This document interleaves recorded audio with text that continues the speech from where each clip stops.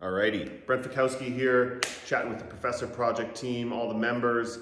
Little recap of the individual quarterfinals that happened this weekend. It was a lot of fun, and I know for me, as soon as a competition is done, I always have trouble sleeping the night after the competition because my mind's always racing. I'm thinking about what's next.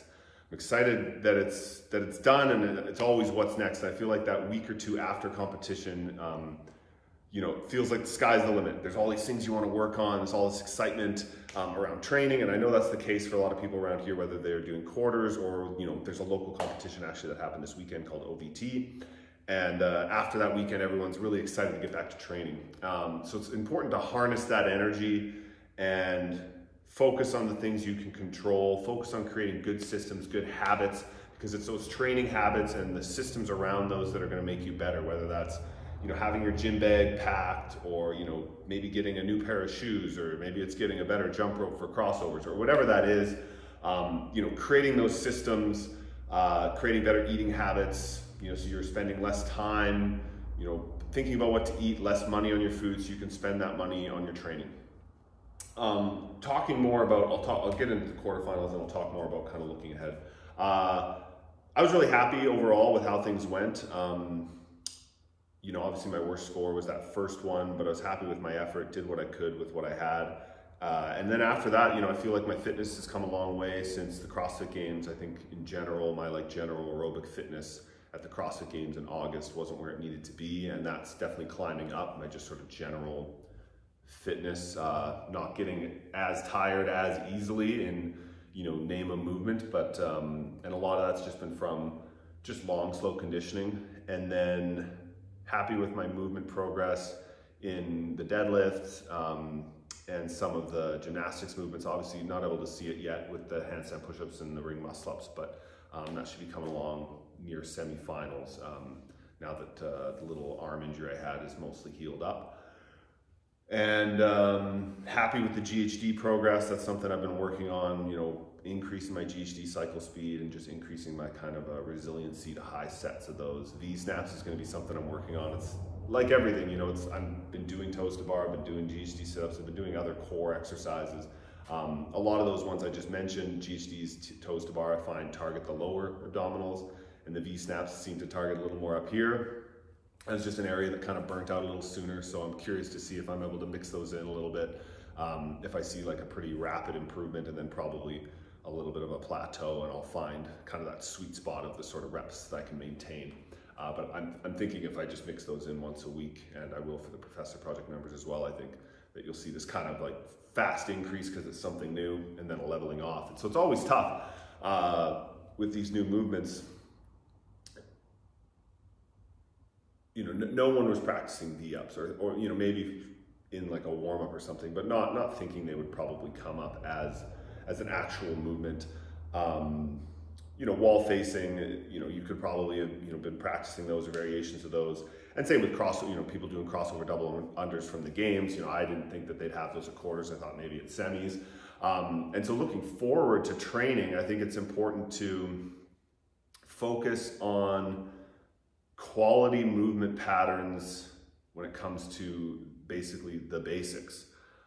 So ensuring that your strict overhead pressing is just really strong, whether that's strict with a barbell, strict with a dumbbell, kettlebell, handstand push-up, push press, any overhead pressing, you're doing it with a solid body position.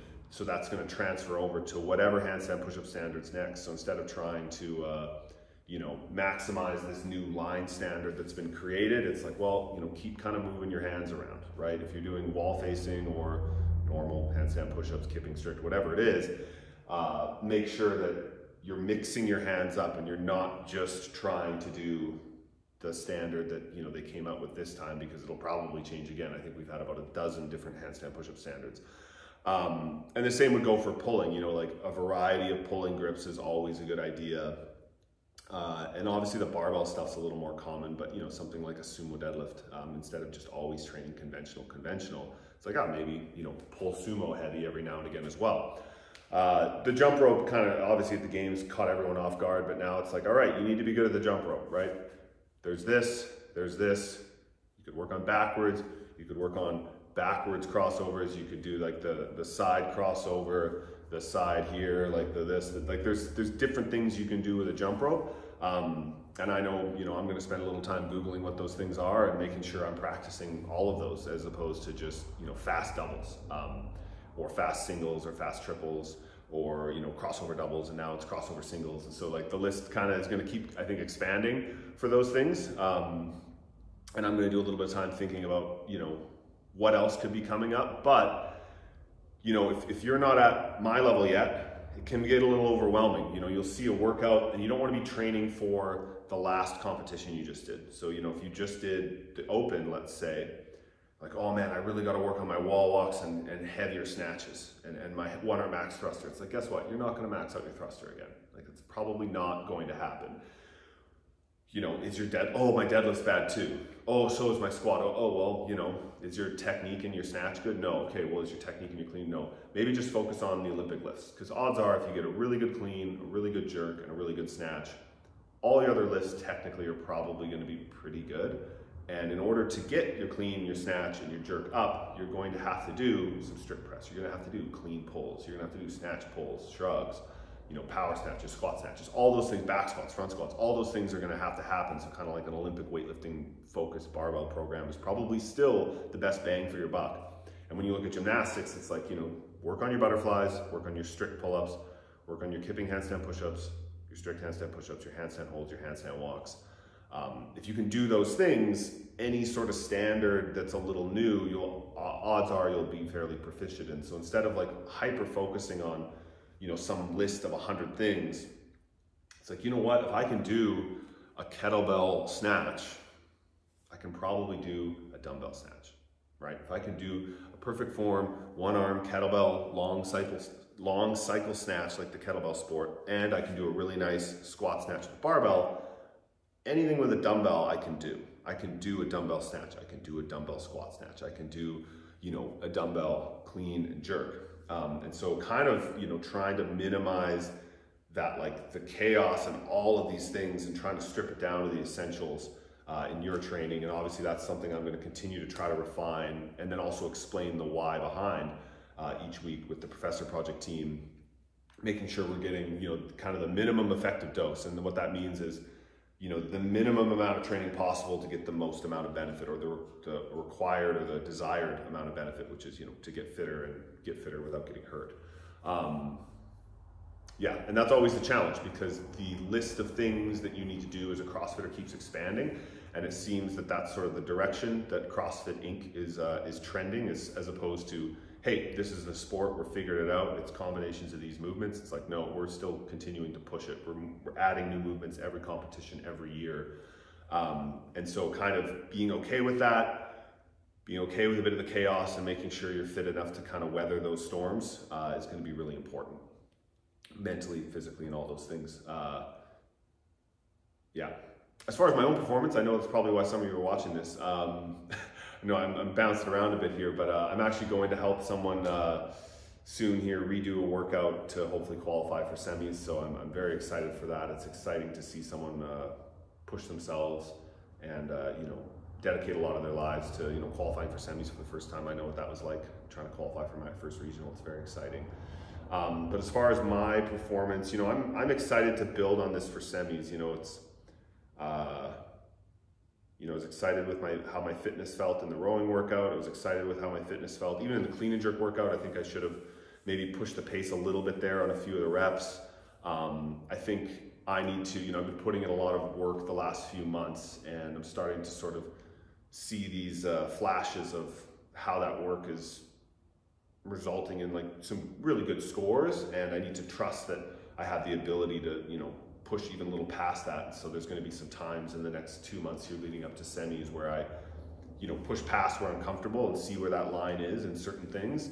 So you kind of build that base, and then you push that line forward, you build the base, you push the line forward. And so now I think it's in the next, month or so here, I have to try and push that line without burning out, without getting injured, without doing, too many, whatever, chest to bars, or, whatever movement it is that can kind of like, create some damage, touch and go cleans, whatever that is. But pushing that a little bit more, trying to create some competition like scenarios so that when I do get to the semifinals, I'll have that confidence in my abilities to push the pace and really race the best athletes that are there. So I know I'm really excited to go back to semis. It's something I know there's been a year or two where I sometimes would take things like this for granted, and I don't do that anymore. I'm very grateful that I've qualified for semis.